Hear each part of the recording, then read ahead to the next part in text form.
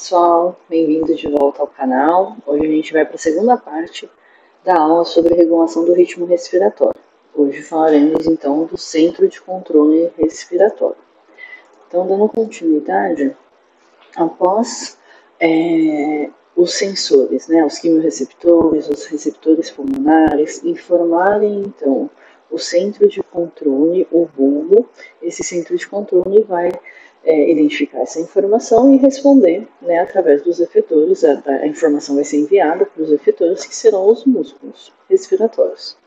Nesse centro de controle, nós vamos ter dois centros, divididos em dois centros. A região da ponte, que é chamado de centro pneumotáxico, e a região do bulbo, que é chamado centro respiratório bulbar. Aqui na região da ponte, nós temos o grupo respiratório pontino, que falaremos em breve sobre ele, e o centro apnêutico, que fica na região inferior da ponte, o GRP fica na região superior aqui da ponte.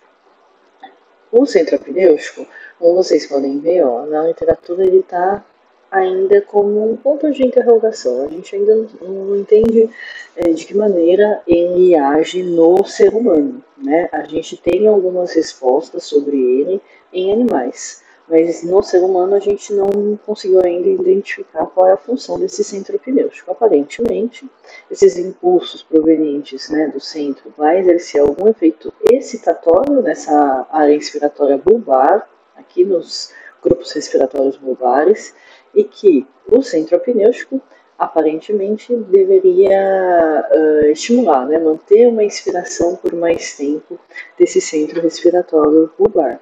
Entretanto, no ser humano isso não é comprovado, então a gente ainda fica como um ponto de interrogação qual é a função desse centro. No grupo respiratório bulbar, que fica ali na formação reticular do bulbo, próximo ao quarto ventrículo, eu tenho a divisão entre dois grupos de neurônios respiratórios. O grupo respiratório ventral, que fica aqui mais próximo do ventre, da frente, e o grupo respiratório dorsal, que fica mais para a região posterior. Vamos falar de cada um deles agora. O grupo bulbar, chamado de grupo respiratório dorsal. Então ele está aqui mais próximo do dorso, mais para trás, pensando em corte sagital, então ele está aqui voltado mais para o lado mais próximo da própria coluna vertebral. Então ele é o responsável pela recepção de toda a sensibilidade proveniente dos sensores. Então vejam, é a partir do grupo respiratório dorsal que todas as informações que estão vindo proveniente dos quimiorreceptores periféricos, quimiorreceptores centrais, que já se encontram ali no bulbo, os mecanorreceptores, os receptores pulmonares, todas essas informações chegam para o grupo respiratório dorsal. Então é ele que recepciona as informações a respeito de como está a troca gasosa, o controle de gases e pH do seu corpo, como está a insuflação e a desinsuflação pulmonar. Então quem está recebendo essas informações é o grupo respiratório dorsal. Essas informações chegam aqui para ele via nervo vago e via nervo glossofaríngeo. Nervo vago proveniente dos quimiorreceptores periféricos, glossofaríngeo proveniente do próprio dos quimiorreceptores em gerais, ali do central. Esse grupo respiratório, como o próprio nome fala, ele dá uma dica aqui pra gente, GRD. O D, para a gente lembrar, que é D de diafragma. Ele tem, a sua principal função é enviar informação para o diafragma, através do nervo frênico. O grupo respiratório dorsal, basicamente, é constituído de neurônios inspiratórios. Então, ele é um grupo que fica responsável por manutenção da inspiração tranquila, normal. Então, ele vai enviar informações principalmente para o diafragma, através do via o nervo frênico, e para os intercostais externos, que também tem uma participação na inspiração tranquila, através dos nervos intercostais. Então essa é a principal função do grupo respiratório dorsal: receber as informações dos sensores e, através dessas informações, enviar uma resposta para os efetores, que é o músculo diafragma e os intercostais externos, para iniciar a próxima inspiração. Já o grupo respiratório ventral, então a gente ainda está aqui no bulbo, agora olhando para esse grupo aqui, ó, grupo respiratório ventral. Então, aqui a gente já pode fazer uma ligação também. O V, né, de grupo respiratório ventral, aqui, esse Vzinho, lembrar de volume. Ele tem uma responsabilidade de alterações de volumes respiratórios. Mas vamos entender melhor como isso funciona. Então, esse grupo respiratório é dividido em 3 partes. A porção mais superior aqui é chamada de porção rostral.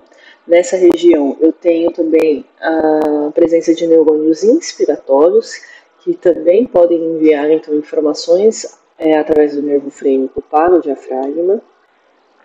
A porção mais inferior é chamada de porção caudal do grupo respiratório ventral e é a maior parte desse grupo respiratório e tem muitos neurônios expiratórios. E aqui a principal função desse grupo respiratório ventral se dá por essa porção, né, pela porção caudal, que é a expiração forçada principalmente, mas a inspiração também a inspiração forçada também se dá a partir desse grupo. Então ele envia sinais, né, para os músculos expiratórios, alguns inspiratórios ele também alcança, como músculos da faringe, da laringe, da própria língua. Ele vai estimular os músculos abdominais e intercostais internos para favorecer aí uma expiração forçada e, portanto, ele gera alteração de volumes respiratórios, tanto ins quanto expiratórios. E aqui no meio a gente tem uma região que é relativamente recente, né, descrita aí na literatura, chamada de complexo pré-Bodzinger. Esse complexo pré-Bodzinger, aparentemente, ele funciona como um marca-passo respiratório. Então, ele parece ser fundamental para manter um ritmo respiratório, né? Então, ele marca o passo da respiração do indivíduo e ele faz isso inibindo, ele tem uma comunicação com o GRD, né? É a partir dessa porção que o GRV e o GRD se comunicam. Essa comunicação é muito importante, já que o GRD é o único grupo respiratório que recebe as informações provenientes do corpo. Então, eles se comunicam e a partir da informação que chega aqui para o complexo pré-Bodzinger, ele inibe os neurônios inspiratórios do GRD, diminuindo o tempo da inspiração, né, e na verdade, facilitando o controle do ciclo respiratório, de quanto tempo esse ciclo de uma ínse, uma expiração vai durar. Além disso, o GRV também tem uma função importante da inervação, né, de laringe, faringe e língua, e isso gera a manutenção do tônus dessas regiões, por exemplo, durante o sono. Entretanto, o relaxamento inadequado dessas regiões pode levar a uma obstrução ao fluxo aéreo, né, e o indivíduo apresentar uma doença chamada apneia obstrutiva do sono, uma disfunção que pode estar associada a esses sinais enviados aqui pelo GRV que estão de modo inapropriado acontecendo. Já lá na ponte, então na ponte a gente viu que temos o grupo respiratório contínuo, chamado de GRP, e aqui na porção mais inferior a gente tem o centro apnêutico. O centro apnêutico nós não sabemos qual é a função deles no ser humano, mas o GRP nós conhecemos suas funções. Então o GRP fica aqui na porção mais superior da ponte, associado aos centros encefálicos superiores, e ele recebe informação do GRD, olha as flechinhas, né? Recebe informação do GRD, mas envia informações para ambos, tanto para o GRV quanto para o GRD. E isso vai favorecer a facilitação da regulação da respiração. O GRP, basicamente, tem a função de controle de frequência respiratória. Então, o GRP tem a principal função controle da frequência respiratória. Então ele consegue, através das informações que o GRD está enviando para o GRP, ele consegue identificar quanto tempo aquela inspiração precisa durar. A partir desse momento, ele vai enviar uma informação inibitória para os grupos inferiores, né, respiratório ventral e o respiratório dorsal, para inibir os neurônios inspiratórios seja eles forçados, né, aqui do GRV, seja da inspiração tranquila aqui do GRD. E isso vai diminuir a rampa inspiratória, diminuindo o tempo de inspiração, diminuindo a frequência respiratória como um todo, por exemplo. Então, o GRD vai enviando informações para esse grupo contínuo a respeito do tempo que está durando a inspiração, do tempo que está durando a contração diafragmática, do tempo de insuflação e o quanto de insuflação pulmonar o indivíduo está tendo. E isso vai mantendo, né, gerando uma manutenção da frequência respiratória do indivíduo. Então, é isso aqui que está acontecendo. O sinal inspiratório, ele não acontece de uma vez, né? Então, o GRD, que é o principal grupo para a manutenção da respiração tranquila, envia a informação para o diafragma. Então, vou fazer o flashinho aqui. Envia a informação para o diafragma. O diafragma não vai sair da sua posição de repouso, a linha de cúpula, e abaixar de uma vez. Em rampa, ele contrai. Então, é isso que a gente está vendo aqui. O GRD vai enviando informação, a rampa começa a acontecer. Ele continua enviando informação, mais contração. Então, essa contração muscular e a duração da inspiração, ela acontece gradativamente em rampa, né? E a gente fala aí que é uma contração em rampa acontecendo aqui. Isso pode acontecer mais rápido ou mais devagar, de acordo com as informações que são trocadas entre o GRD e o GRV e o GRP também. Então, todos os grupos aqui trocam informações para controlar o tempo inspiratório, o volume, né, de ar que vai ter nesse período. Tá? Quando o grupo respiratório é ativado, ou seja, ele identificou que a insuflação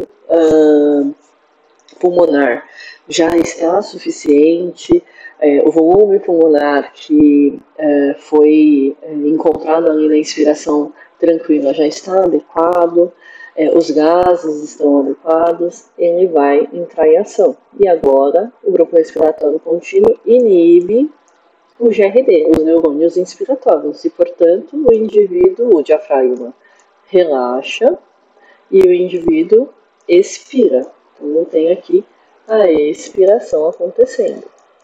A proporção, o tempo de duração de INS e ES não é simétrico. Tá? Então, proporcionalmente, é 1 de inspiração para 2 de expiração.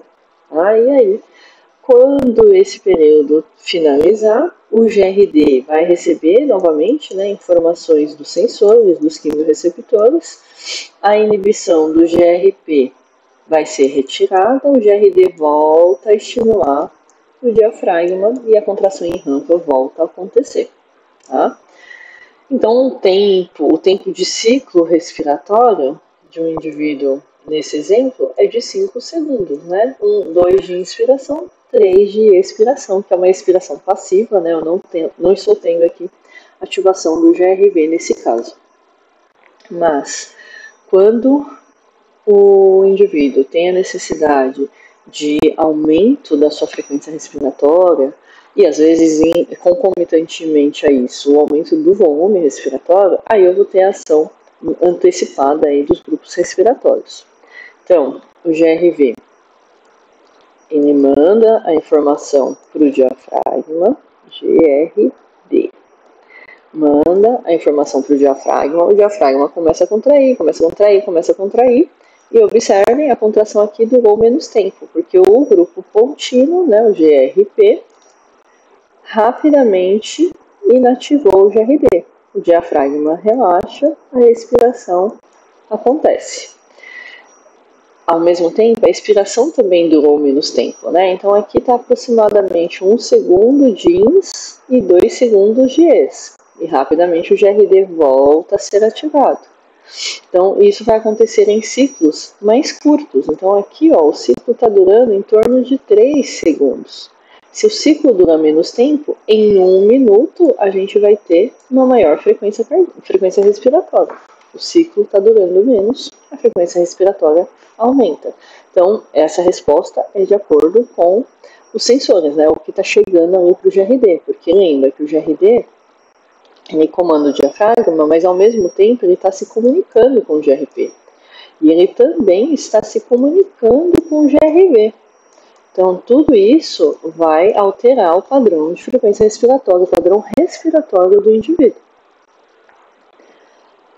E aí, por consequência, a redução da duração da INS também reduz a ES, e isso vai alterar e aumentar a frequência respiratória do indivíduo. Tudo isso que a gente falou é sobre o controle involuntário da respiração. Mas se a gente reparar na nossa respiração, voluntariamente a gente consegue ter um certo controle, né? Então, se eu pensar aqui em respirar mais fundo, eu vou conseguir. Então, o controle involuntário é feito dessa maneira, e é algo que a gente não controla só de pensar. Mas a gente tem o controle voluntário, que se dá pela ação do córtex cerebral. Então, pelo córtex cerebral, a gente consegue chegar a uma hiperventilação voluntariamente e a uma hipoventilação voluntariamente. A hiperventilação, né, como nesse exemplo aqui, não é algo difícil, você consegue hiperventilar, isso vai reduzir pela metade aproximadamente aí a pressão arterial de gás carbônico, o que pode causar espasmos por conta da alcalose em consequência, né? Então, apesar de você conseguir alcançar a hiperventilação, você não vai conseguir manter isso por muito tempo, né? Porque essa mudança muito brusca dos gases sanguíneos vai ativar o seu controle involuntário, e o seu controle involuntário sempre prevalece para te proteger, né? Para te manter estável em homeostasia. A hipoventilação voluntária, ela é possível, mas ela é mais difícil, né? Então, você consegue segurar o ar debaixo d'água? Consegue. Com algum treinamento, até algumas pessoas conseguem até por muito tempo. Mas, de fato, é algo treinado, né? Não é algo que você já tem, né? Como a hiperventilação, que é fácil, né? A hipoventilação, ela é um pouco mais complicada de se alcançar. Principalmente porque se você hipoventila, faz uma apneia ali por um período mais prolongado, você vai ter uma retenção de CO2 e uma queda de oxigenação, né, de pressão arterial de oxigênio muito brusca. E esses são os principais fatores de ativação dos quimioreceptores e do seu controle involuntário da respiração. Portanto, é mais difícil você alcançar essa hipoventilação, mas se você usar aí alguns métodos de treinamento, né, por exemplo, os mergulhadores de profundidade, a hiperventilação que antecede a apneia, a hiperventilação associada à inalação de oxigênio em altas concentrações, tudo isso pode facilitar e fazer com que a apneia consiga perdurar aí por mais tempo também.